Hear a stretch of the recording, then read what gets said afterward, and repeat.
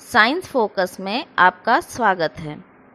किसी पदार्थ को ऊष्मा देने पर सामान्य रूप से 3 परिवर्तन होते हैं।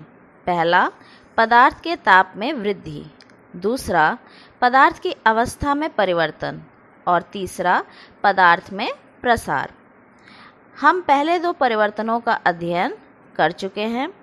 आज हम पदार्थ में प्रसार के बारे में जानेंगे। ठोस, द्रव तथा गैस के ताप को बढ़ाने पर उनके आयतन में प्रसार होता है। इस घटना को ऊष्मीय प्रसार कहते हैं। आइए सबसे पहले ठोसों के प्रसार के बारे में जानें। आपने देखा होगा कि स्टील के 2 ग्लास जब एक दूसरे में फंस जाते हैं तो उन्हें गर्म करके आसानी से निकाल लेते हैं। धातु के ठोस पदार्थ गर्म करने पर फैलते हैं तथा ठंडा करने पर सिकुड़ते हैं। गर्म करने पर ठोसों के आकार में वृद्धि को ही प्रसार कहते हैं। आइए एक क्रियाकलाप द्वारा इसे समझें। धातु की एक छोटी गेंद लीजिए। धातु का एक छल्ला लें जिसका आंतरिक व्यास इतना हो कि गेंद आसानी से छल्ले के आर पार जा सके। गेंद को स्पिरिट लैंप की सहायता से कुछ देर तक गर्म कीजिए। अब गेंद को छल्ले के ऊपर रखिए। आप क्या देखते हैं? गर्म करने पर गेंद छल्ले के आर पार नहीं जा रही है, क्योंकि गर्म करने पर गेंद का आकार बढ़ जाता है, अर्थात इसमें प्रसार हो जाता है। अब गेंद को छल्ले के ऊपर कुछ देर तक छोड़ दीजिए। गेंद धीरे धीरे ठंडी हो जाएगी। अब आप देखेंगे कि गेंद छल्ले के अंदर से होते हुए नीचे चली जाती है, क्योंकि ठंडी होने पर गेंद का आकार कम हो जाता है। अतः हम कह सकते हैं धातु के ठोस पदार्थ गर्म करने पर फैलते हैं तथा ठंडा करने पर सिकुड़ते हैं। गर्म करने पर ठोसों के आकार के वृद्धि को प्रसार कहते हैं। गर्म करने पर द्रवों में भी प्रसार होता है। आइए एक क्रियाकलाप द्वारा इसे समझें। एक परख नली लेकर उसमें रंगीन पानी भर दीजिए। एक कॉर्क में कांच के कम व्यास की एक नली लगाकर परख नली के मुंह पर लगा दीजिए। कांच की नली में रंगीन पानी जिस ऊंचाई तक बढ़ता है उस ऊंचाई पर निशान A लगाइए। अब परख नली को स्पिरिट लैंप द्वारा गर्म करिए। आप देखेंगे कि पहले रंगीन पानी का तल नीचे गिरता है।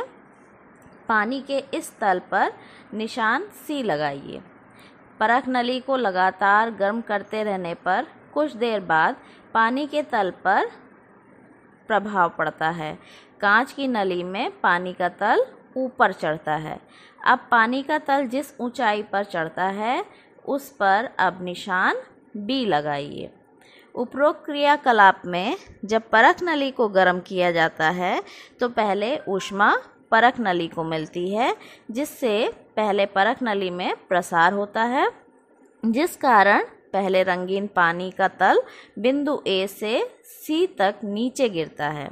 अब गर्म करने पर ऊष्मा पानी को मिलने लगता है, जिससे पानी का तल बिंदु C से बिंदु B तक चढ़ता है।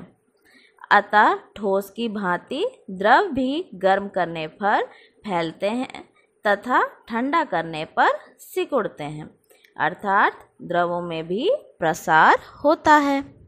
गैसों के प्रसार को समझने के लिए एक बहुत मज़ेदार क्रियाकलाप कर सकते हैं। कांच की एक खाली तथा स्वच्छ छोटी बोतल लें। इसके मुंह पर एक गुब्बारा बांधें। अब बोतल को चौड़े मुंह के बर्तन में रखिए। इस बर्तन में गर्म पानी डालिए। बोतल के मुंह में लगे गुब्बारे का अब अवलोकन कीजिए। गुब्बारा धीरे धीरे फूल जाता है, क्योंकि गर्म जल के कारण बोतल के अंदर की हवा गर्म होकर फैलती है, जो बोतल के मुंह पर लगे गुब्बारे में प्रवेश करती है, जिसके कारण गुब्बारा फूल जाता है। हम कह सकते हैं कि ठोस तथा द्रव की भांति गर्म करने पर गैसों में भी प्रसार होता है। गर्म करने पर गैसें फैलती हैं तथा ठंडा करने पर सिकुड़ती हैं। दैनिक जीवन में भी हम ऊष्मीय प्रसार को अनुभव करते हैं। जैसे रेल की पटरियों को जोड़ते समय उनके बीच कुछ जगह छोड़ दी जाती है, जिससे गर्मी के दिनों में जब पटरियां फैलें तो वो टेढ़ी ना हो। दो खंभों के बीच जब भी हम तार बांधते हैं, खासकर धातु के तार को बांधते हैं, तो उन्हें थोड़ा ढीला बांधा जाता है ताकि सर्दी में तार के सिकुड़ने पर खंभे टेढ़े ना हो जाएं। दो फंसे हुए ग्लास को निकालने के लिए हम कई बार उसको गर्म करते हैं ताकि गर्म होने पर ग्लास में प्रसार हो और वह निकल आए। उम्मीद है आपको ऊष्मीय प्रसार अच्छे से समझ में आ गया होगा। वीडियो को अंत तक देखने के लिए धन्यवाद।